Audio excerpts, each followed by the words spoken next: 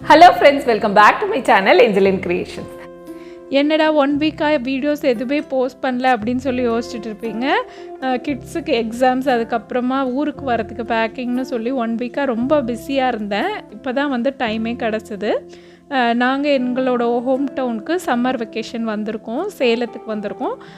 என் சேனலை ரெகுலராக பார்க்குற நேயர்களுக்கு தெரியும், என்னோடய ஹோம் டவுன் வந்து சேலம் தான். இங்கே வந்து வந்த அன்னைக்கு ஒரு 2 நாள் நல்ல வெயில் இருந்துச்சு. அதுக்கப்புறம் இப்போ ஈவினிங் வந்து நல்ல மழை பெஞ்சிட்ருக்கு. நாங்கள் ஃபஸ்ட்டு டே வந்து ஒரு நுங்கு சாப்பிட்றதுக்காக ஒரு கடைக்கு போனோம். அங்கே ஒரு விலாக் எடுத்தேன். அந்த விலாக் தான் இன்றைக்கி வீடியோவில் நம்ம பார்க்க போகிறோம். வாங்க பார்க்கலாம். வீடியோ பார்க்குறதுக்கு முன்னாடி என்னோட சேனல் இப்போ தான் நீங்கள் ஃபஸ்ட் டைமாக பார்க்குறதா இருந்தால் இந்த வீடியோக்கு கீழே இருக்க ரெட் கலர் சப்ஸ்கிரைப் பட்டனை ப்ரெஸ் பண்ணிக்கோங்க. பக்கத்துலேயே இருக்க அந்த பெல் ஐக்கானையும் கிளிக் பண்ணிக்கோங்க. அப்போ தான் என்னோடய வீடியோஸோட நோட்டிஃபிகேஷன்ஸ் எல்லாமே உங்களுக்கு வரும். இப்போ வாங்க வீடியோக்குள்ளே போகலாம். சேலத்தில் மே மந்த் சீசனில் நீங்கள் வந்தீங்கன்னா அதிகமாக இங்கே கிடைக்கக்கூடியது மாம்பழம். மாம்பழத்துக்கு அடுத்து பார்த்திங்கன்னா இந்த பனை மரத்துலேருந்து கிடைக்கக்கூடிய இந்த நுங்கு நிறைய பேர் வந்து விற்றுட்ருப்பாங்க. நாங்கள் இன்றைக்கி வந்து ஜங்ஷனை தாண்டி கொஞ்சம் தூரம் வந்தீங்கன்னா ஈஸ்ட் ரயில்வே காலனின்னு ஒரு இடம் இருக்கும். அதுக்கு ஆப்போசிட்டில் இருக்கிற இந்த நுங்கு விற்கிறவர் கடைகளுக்கு தான் வந்திருக்கோம்.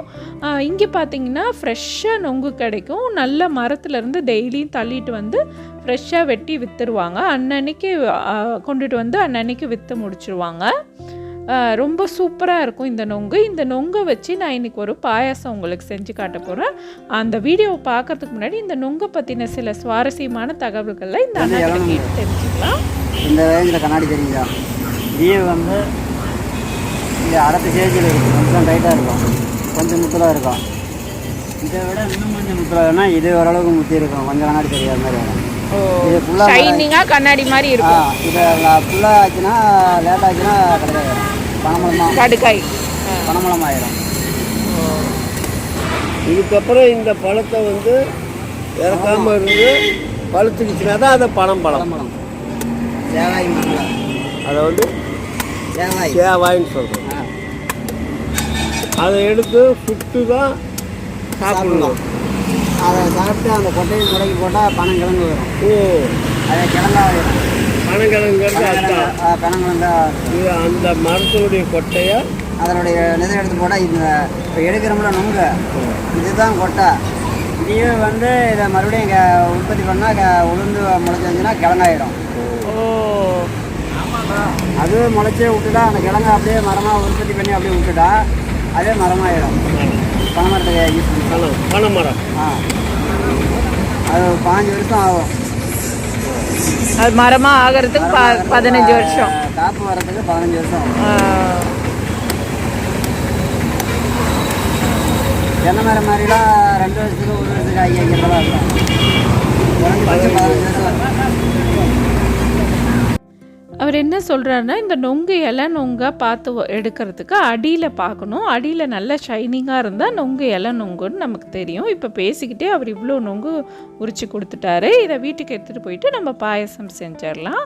ஃபஸ்ட்டு பாயசம் செய்கிறதுக்கு நான் அந்த நொங்கோட அந்த மேல் தோலெல்லாம் உரிச்சிடுறேன்.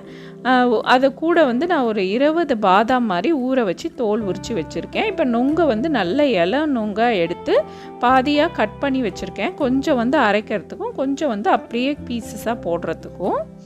இப்போ வந்து ஒரு 5-6 ஏலக்காய் மாதிரி போட்டுக்கலாம். உங்களுக்கு ஏலக்காவோட அந்த ஃப்ளேவர் எவ்வளோ வேணுமோ அதுக்கேற்ற மாதிரி போட்டுக்கோங்க. இப்போ வந்து நான் ஒரு 15 பாதாம், தோல் உரித்த பாதாமை சேர்த்து ஒரு மிக்ஸி ஜாரில் போட்டு அதை வந்து இந்த மாதிரி கோர்ஸாக அரைச்சி எடுத்துகிட்டு வந்துடுறேன்.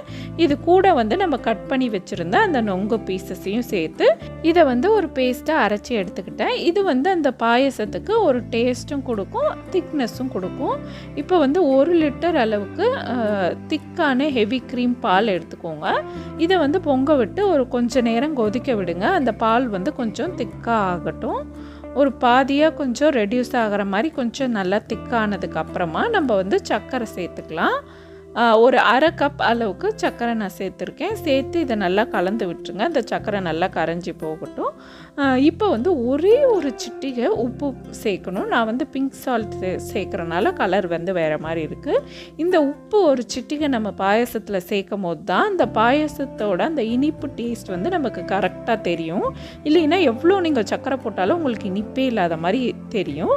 இப்போ வந்து நம்ம அரைச்சி வச்சுருந்த அந்த பேஸ்ட்டை வந்து சேர்த்துட்டு மிக்ஸ் பண்ணிவிட்டு நம்ம நம்ம கட் பண்ணி வச்சுருந்த அந்த பீசஸையும் உள்ளே போட்டுடலாம்.